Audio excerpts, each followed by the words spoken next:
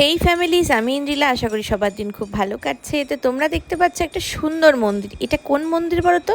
এটা বাবা খাটুশ্যামের মন্দির। এটা হয়েছে রানীগঞ্জে নয়, দুর্গাপুরে। কোথায় বলো তো? দুর্গাপুরে সবরভাঙা যেতে বিডিও অফিসে যে মোড়টা পড়ে তার পাশেই যেতে, যে ডান দিকে পেট্রোল পাম্পটা আছে তারই পাশে সাইড দিয়ে একটু ঢুকে গেলেই তোমরা দেখতে পাবে নতুন এই মন্দিরটা। তোমাদেরকে দেখাচ্ছি, দেখো সামনে হাই রোডটা ওইদিকে, আর পাশে একটু ঢুকে এলেই মোটামুটি ওই 100 মিটার মতন আর হাঁটতে হবে না, বাবা খাটুশ্যামের মন্দির। মন্দিরটা ভীষণ সুন্দর।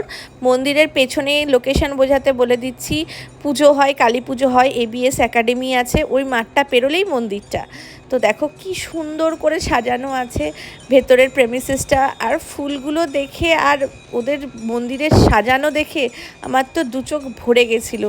ভগবানের জায়গা হয়তো এরকমই হয় বলো, আর গেলেই মনটা ভালো হয়ে যায়। ছোট্টখাট্টোর মধ্যে এত সুন্দর করেছিল মন্দিরটা যে কি বলবো।